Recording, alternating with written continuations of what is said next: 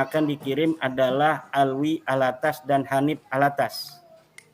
Dan itu ada screenshotnya dikirimkan pada saya kepada panitia untuk agar saya juga memperhatikan. Oh gitu ya, suratnya saya baca langsung aja ya. Ya. Kepada yang terhormat Kapolri, 2 Kapolda Jawa Tengah, 3 Kapolrestabes Kota Semarang, 4 Rektor UIN Wali Songo Semarang, 5 para narasumber dan moderator, dan 6 seluruh lapisan masyarakat. Surat pembatalan diskusi publik nomor sekian yang bertanda tangan di bawah ini, nama Ahmad Arif Junaidi, NIP, sekian, jabatan Ketua LP2M Wali Songo Semarang. Setelah memperhatikan kronologi di bawah ini, pertama, dalam rangka menjembatani perbedaan pendapat soal ketersambungan atau keterputusan nasab klan Ba'alwi pada Nabi Muhammad yang mengarah pada benturan fisik antara kelompok yang pro dan kontra klan Ba'alwi, Lembaga Penelitian dan Pengabdian pada Masyarakat LP2M UIN Wali Songo Semarang bermaksud menyelenggarakan diskusi publik dengan tema migrasi agama dan peran sosial keagamaan klan Ba'alwi di Indonesia yang akan digelar pada Selasa 10 September 2024 di UIN Wali Songo Semarang. 2. LP2M UIN Wali Songo Semarang telah mengundang para narasumber kegiatan diskusi publik tersebut pada tanggal 20 Agustus 2024 dan para narasumber telah bersedia hadir memenuhi undangan tersebut. 3. LP2M UIN Wali Songo Semarang telah berkoordinasi dengan Polres Tabes Kota Semarang dan Polda Jawa Tengah untuk mendiskusikan pengamanan kegiatan tersebut. 4. Pada hari Kamis sore 5 September 2024 sekitar pukul 17.00 WIB, tim Markas Besar atau Mabes Polri berkunjung ke kantor LP2M UIN Wali Songo Semarang untuk bermusyawarah soal diskusi publik tersebut. Tim Mabes Polri menyampaikan kajian dan analisis kerawanan keagamaan dan potensi benturan fisik antara dua belah pihak di akar rumput yang mungkin akan terjadi antara kelompok pro dan kontra Ba'alwi menjelang, saat, dan sesudah diskusi publik tersebut. Karenanya demi kemaslahatan bersama, tim Mabes Polri menyarankan agar LP2M UIN Wali Songo Semarang menunda atau membatalkan diskusi publik tersebut. Memperhatikan saran tim Mabes Polri tersebut, maka LP2M UIN Wali Songo Semarang memutuskan untuk membatalkan kegiatan diskusi politik, migrasi agama dan peran sosial keagamaan klan Ba'alwi di Indonesia yang sedianya akan digelar pada hari Selasa 10 September 2024. Demikian surat pembatalan kegiatan diskusi publik ini disampaikan untuk menjadikan maklum. Kami memohon maaf yang sebesar-besarnya atas ketidaknyamanan akibat pembatalan ini. Semoga Allah SWT senantiasa merahmati kita semua. Semarang, 6 September 2024, Ketua Ahmad Arif Junaidi, tertanda tangani. Assalamualaikum warahmatullahi wabarakatuh. Bismillah, alhamdulillah.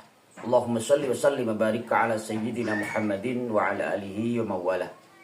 Amambatu saudaraku sekalian dimanapun anda berada, semoga senantiasa dalam lindungan Allah Subhanahu wa ta'ala, dimudahkan segala urusannya.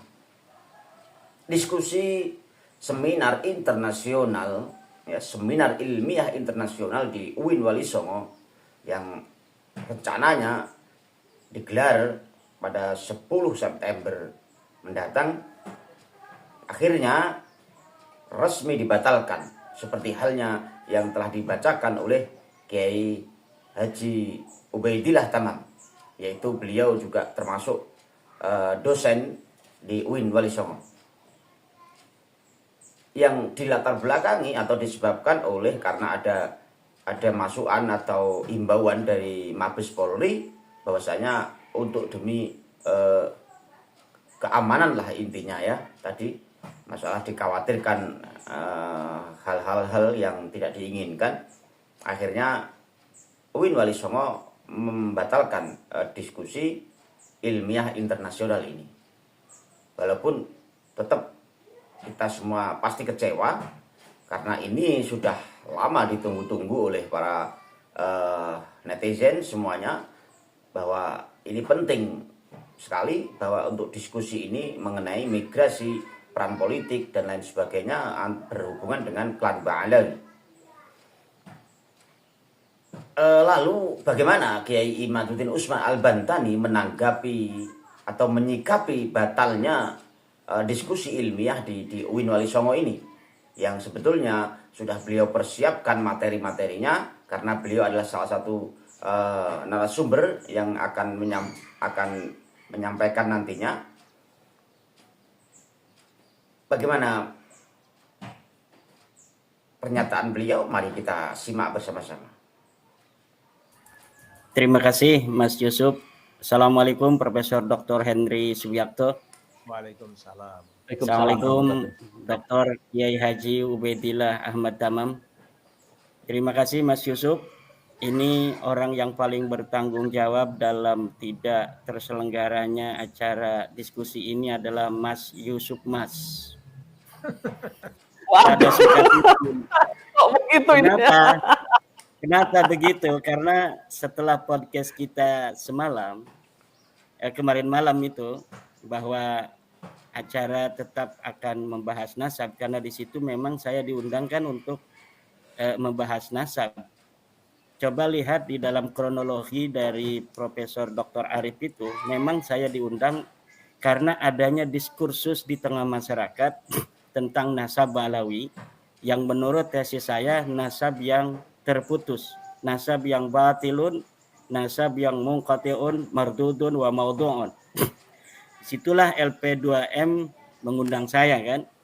Kemudian ketika podcast semalam itu kita bersama pada Suka TV, saya ungkapkan apa-apa yang akan saya narasikan di dalam forum diskusi publik internasional itu.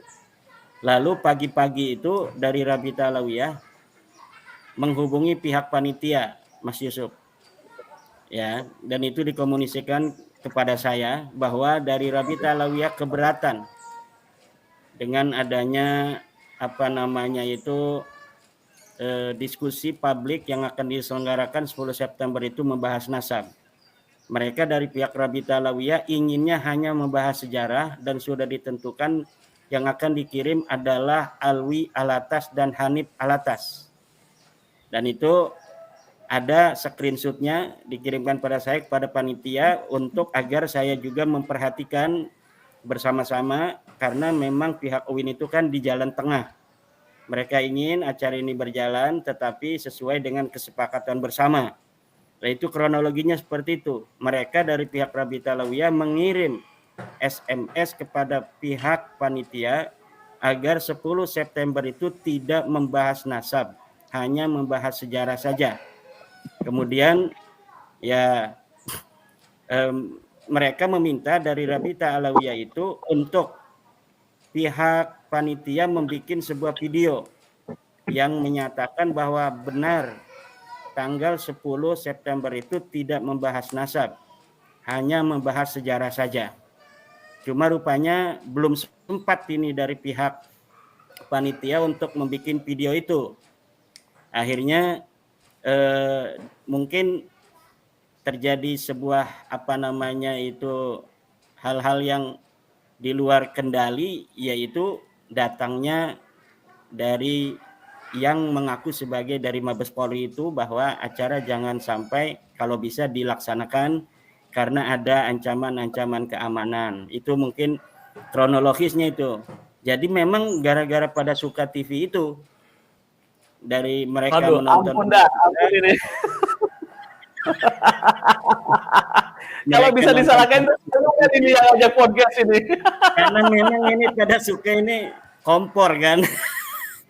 Jadi setelah pada Suka ini kan ditonton oleh bukan hanya di Indonesia, pada Suka ini Mas Yusuf, ditonton juga oleh dari Yaman, dari Mekah, dari Malaysia. Ini banyak orang yang sekarang sedang memperhatikan isu-isu nasab, dan salah satu channel favorit mereka adalah pada Suka TV untuk mendapatkan informasi tentang bab nasab yang sedang terjadi diskursus di Indonesia ini. Maka Rabita Alawiyah ketika melihat pada Suka TV, mereka mungkin gimana gitu kan, mereka berani gitu kan membuat framing untuk datang dan sebagainya. Kalau bisa jangan bahas sejarah, saja, tapi bahas nasab, kan dalam videonya begitu. Tetapi dari belakang mereka mengatakan tidak boleh bahas nasab, kan. Nah itu yang sebenarnya terjadi, dan itu masih ada buktinya berupa screenshot SMS atau WA yang disampaikan kepada saya sebagai dari pihak UIN mengharapkan acara itu sebenarnya terjadi, dilaksanakan, tetapi dengan kesepakatan bersama itu. Saya waktu itu belum memberikan statement apakah betul saya bersedia untuk hanya membahas sejarah, karena memang kalau bahas sejarah itu sudah ada tokohnya, yaitu Profesor Dr. Sumanto Al-Qurtubi. Kalau saya lebih ke dalam masalah nasab Alawi yang saya teliti, kan. Jadi saya tadinya itu kalau misalnya sampai terjadi, ini luar biasa sekali, tapi apapun yang terjadi saya respect apresiasi terhadap UIN Wali Songo yang telah berupaya untuk mendudukkan bersama pihak-pihak yang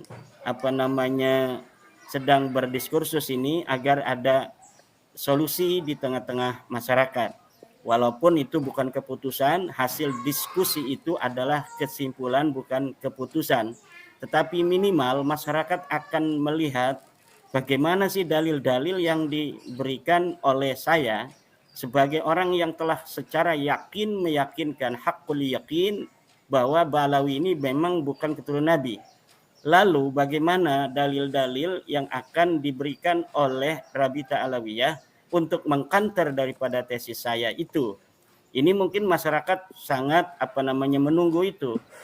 Karena memang diskusi itu ada yang dilakukan untuk ma'rifatu haqiqati syai'i bil yakin, ingin mengetahui hakikat sesuatu dengan yakin, yaitu tahaqquq wa tasabbut. Ada juga diskusi yang dilaksanakan hanya ingin mengatakan bahwa kita belum menyerah, gitu.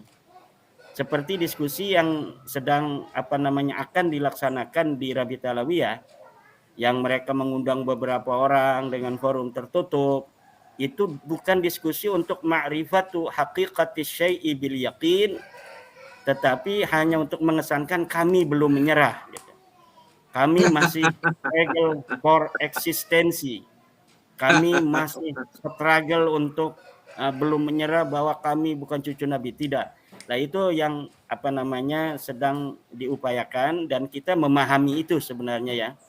Saya sangat memahami sebagai seorang yang meneliti dari nasab Alawi ini, bagaimana posisi psikologis mereka di dalam menghadapi sebuah kenyataan bahwa ketika diteliti apa-apa yang telah mereka yakini selama ini, ternyata setelah mereka juga ikut meneliti dari tulisan saya itu, mereka kemudian mencari maraji saya itu, mereka melihat kitab yang saya sebutkan, ternyata memang tidak ada ini. Ternyata memang tidak ada sebuah kitab nasab pun yang ditulis dari abad ke-4 sampai abad 9 yang menyebutkan bahwa Ubaid leluhur mereka ini anak Imam Ahmad bin Hanbal, Imam Ahmad bin Isa, seorang keturunan Nabi yang terkonfirmasi. Ternyata benar loh, Ubaid ini enggak ada di kitab-kitab nasab dari mulai abad 4 sampai abad ke-9. Oh, ini katanya Imaduddin ini mengatakan leluhur mereka Faqih Muqaddam, Sohib Mirbat, Ali Qali Qasam, Ubaidillah, yang katanya imam itu tidak ada di dalam kitab sejarah sama sekali. Setelah mereka juga melihat referensi-referensi saya, dilihat di dalam kitab-kitab sejarah yang saya sebutkan, oh memang kok tidak ada ini. Dalam kitab sejarah Musallam Al-Lahaji di abad ke-6 tidak ada itu nama leluhur mereka. Dalam kitab sejarah Al-Kamil fit Tarikh tidak ada leluhur mereka. Dalam kitab sejarah As-Suluk tidak ada leluhur mereka.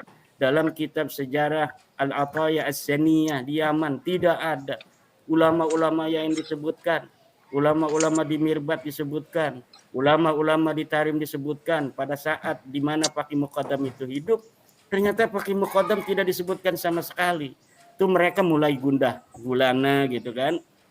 Tetapi bersama dengan itu kemudian mereka mencari alibi-alibi historis untuk dapat meyakinkan kepada diri mereka sendiri, terutama juga kepada orang-orang yang masih mendukung mereka, bahwa tidak disebutkan bukan berarti orangnya tidak ada.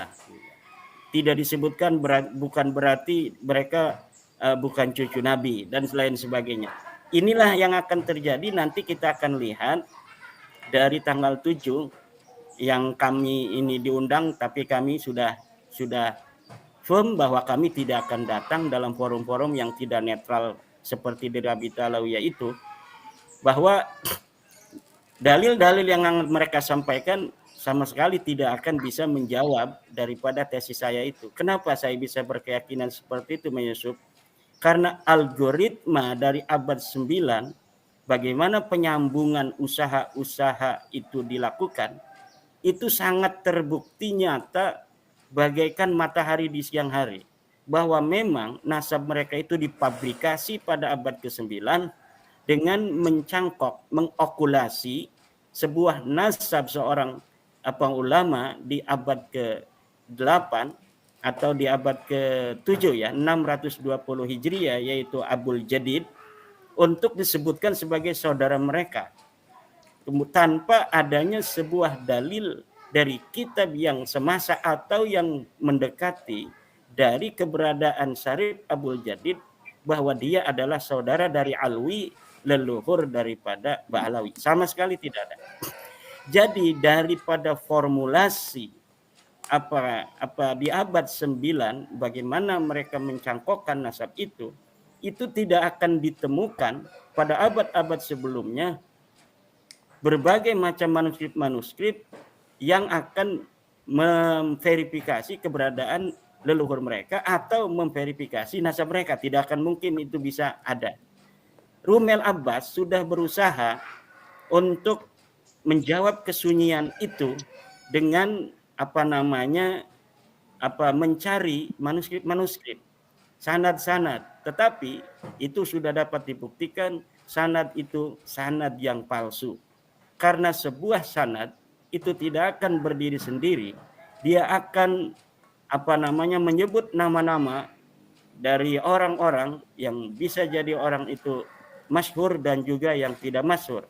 Nah, dari orang-orang yang masyhur itu kemudian kita bisa untuk mengkaji apakah betul dia mempunyai murid seseorang ataukah dia mempunyai guru seseorang yang disebutkan dalam naskah itu. Dan dalam naskah-naskah yang diberikan oleh Rumel Abbas untuk menjawab keterputusan nasab Ba'alawi ini, terbukti bahwa manuskrip itu manuskrip wayang, manuskrip palsu. Kemudian mereka juga bermain di dalam kancah epistemologis. Bagaimana katanya apa yang telah saya tulis di dalam tesis itu tidak sama dengan metodologi para ahli nasab. Sebenarnya saya tidak terlalu ingin memberikan bagaimana metodologi ilmu nasab itu, karena saya yakin mereka sudah paham sebelumnya seperti itu. Tetapi ketika saya melihat bahwa mereka juga tidak memahami metodologi ahli nasab di dalam menetapkan nasab, terpaksa akhir-akhir ini saya menulis juga tentang metodologi ahli nasab seperti yang telah saya jawab untuk seorang pembela Ba'alawi dari Madura. Bagaimana metodologi ilmu nasab, bagaimana kitab Rasail fi Ilmil Ansab menyatakan tentang cara menetapkan nasab, bagaimana kitab Muqaddimat fi Ilmil Ansab menyatakan teori isbatin nasab, bagaimana kitab Usul Ilmin Nasab wal Mufadalah Bainal Ansab menyatakan teori-teori ilmu nasab, dan semuanya itu sama. Karena ilmu nasab adalah termasuk di dalam ilmu sejarah, maka ilmu nasab itu teori cara untuk menelitinya itu mirip dengan teori ilmu sejarah, yaitu heuristik, kemudian kritisasi sumber, kemudian interpretasi, dan yang terakhir adalah historiografi.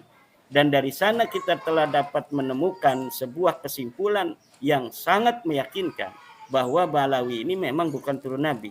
Ditambah kemudian disyahidi dan dihakimi oleh tes DNA dari beberapa sampel, 180 sampel dari keluarga Balawi yang telah jelas hasil daripada tes DNA mereka adalah berhaplogrup G yang dinyatakan oleh para ahli sebagai bukan keturunan Nabi, karena keturunan Nabi harus sama dengan orang-orang Arab, yaitu J1. Nah, itu yang bisa saya sampaikan, Mas Yusuf. Jadi saya kalau untuk yang telah diputuskan oleh UIN Wali Songo itu sangat mengapresiasi, dan kita juga menerima kalau memang itu sudah menjadi keputusan UIN, walaupun saya kecewa ya.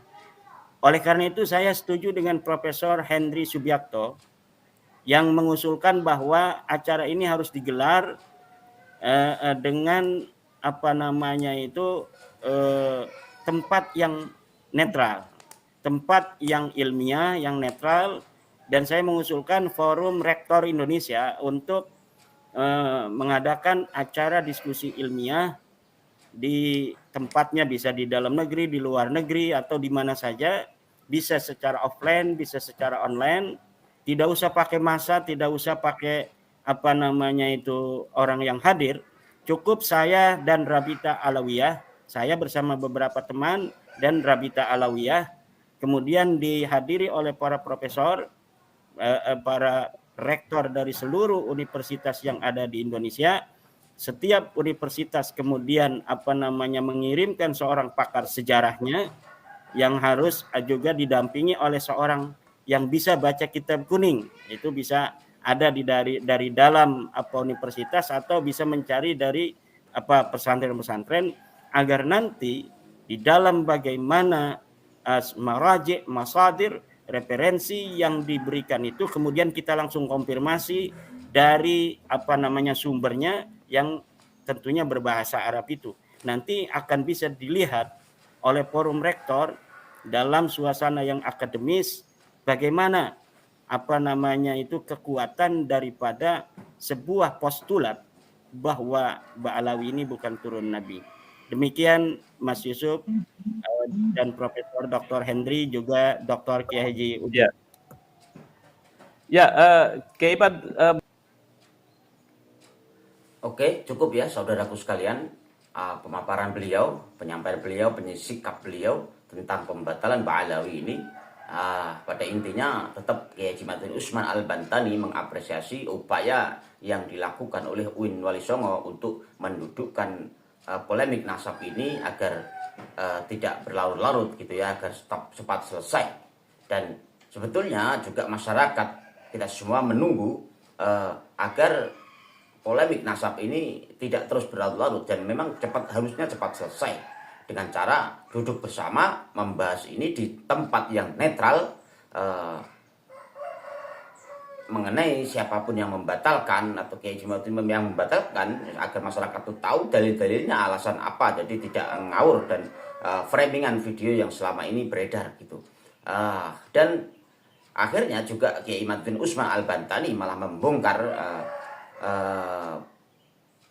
Borok Ba'alawi ya, dalam tanda kutip, bahwa sebetulnya Robito Alawiyah ini tidak mau di seminar UIN ini dibahas tentang nasab ya. Intinya kemauan mereka adalah untuk membahas sejarah saja. Padahal sumber keributan ini, polemik ini sumbernya adalah dari nasabnya, bukan sejarahnya. Kan akhirnya tidak relevan ya, tidak nyambung lah antara apa yang diributkan dan apa yang dibahas. Memang sebetulnya harusnya yang dibahas tentang nasab ini gitu loh, agar polemik ini selesai, masyarakat tidak bingung dan tidak ada friksi atau benturan-benturan di bawah gitu. Ini yang seharusnya dilakukan gitu loh. Masalah ya akhirnya kembali lagi, yang seharusnya ada harapan besar dari masyarakat tentang hasil dari UIN Wali Songo ini, walaupun ini bukan sifatnya tetap pencerahan bagi yang menerima ya.